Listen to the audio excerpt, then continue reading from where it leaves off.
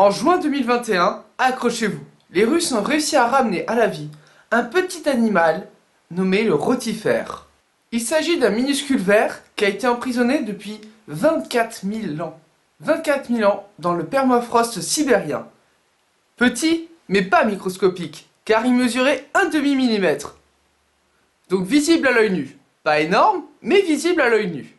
Ce qui est encore plus surprenant, c'est qu'il s'agit bien d'un animal multicellulaire. Donc comme vous et moi, on pourrait imaginer facilement cette capacité d'hibernation chez des êtres unicellulaires. Plus l'organisme est simple, plus ça semble plausible. Mais là, non. Il s'agit d'un organisme multicellulaire, comme nous l'avons dit, donc qui a bien un cerveau, un organe digestif et tout ce qui s'ensuit. Et tous ces organes ont réussi à revenir à la vie après 24 000 ans. L'équipe de chercheurs a prélevé une carotte avec un appareil de forage et a fait une datation via le carbone 14 pour savoir que cet animal avait à peu près 24 000 ans.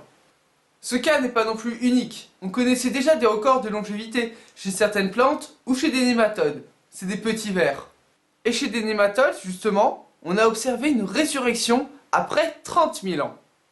D'ailleurs, petite précision, on parle pas d'hibernation, mais de cryptobiose. Hey, n'ayez pas peur. Regardons un petit peu l'étymologie. Crypto pour cacher, comme la crypto-monnaie. Et biose, car ça se renvoie au vivant. Donc entre guillemets, pendant toute cette période, pendant 24 000 ans, son métabolisme est caché, comme si l'organisme était inerte. Les rotifères que les chercheurs ont réveillés n'étaient pas une espèce éteinte et nouvelle. Encore aujourd'hui, on la retrouve dans de nombreux milieux. Mais ce qui a surpris les chercheurs, c'est que malgré 24 000 ans de cryptobiose, à la sortie, l'animal était en pleine forme, à tel point qu'il a réussi à se reproduire. Et là, vous allez me dire, se reproduire? Mais comment, avec aussi peu de spécimens? La question est intéressante. Cette espèce ne comporte que des femelles, et elle se reproduit en se clonant de génération en génération. C'est ce qu'on appelle la parthogenèse. Certes, les réunions de famille dans cette espèce, ça doit être surprenant.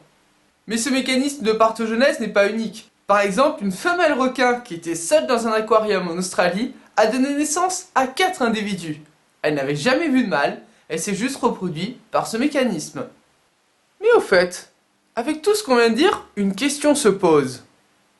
Les chercheurs ont réussi à trouver cette espèce, dans le permafrost, l'ont décongelée progressivement et ont réussi à réanimer des individus. Mais qu'est-ce qui nous dit que si on n'avait pas attendu encore 10 000 ans, les espèces n'auraient pas été aussi viables? Autrement dit, est-ce que les espèces ne seraient-elles pas immortelles dans cet état? En revanche, ce qui est paradoxal, c'est que certes, elles peuvent être en cryptobiose pendant de très nombreuses années, par contre leur durée de vie en étant actifs, c'est seulement quelques semaines. Ça, c'est assez drôle. Mais attendez un peu. Prenons du recul avec tout ce qu'on vient de dire. Cette nouvelle est incroyable, mais terrifiante. Le permafrost contient du méthane, du CO2, des bactéries, des virus. Alors si un organisme aussi complexe qu'un être multicellulaire arrive à survivre à tout ce temps-là, qu'en serait-il d'un virus? En plus, quand on y pense, le CO2 et le méthane, qui étaient contenus dans le permafrost, sont libérés à cause du réchauffement climatique. Et en se libérant, ils contribuent au réchauffement climatique. Les scientifiques parlent du permafrost comme une boîte de Pandore virale. Ils ont déjà prouvé qu'un virus de 30 000 ans était toujours pathogène une fois qu'il était revenu à la vie. Alors voilà, j'espère que cette vidéo vous aura plu. Et peut-être que, certes cette nouvelle est incroyable, mais la longévité du rotifère amène peut-être à penser que les pandémies du passé seront celles du futur.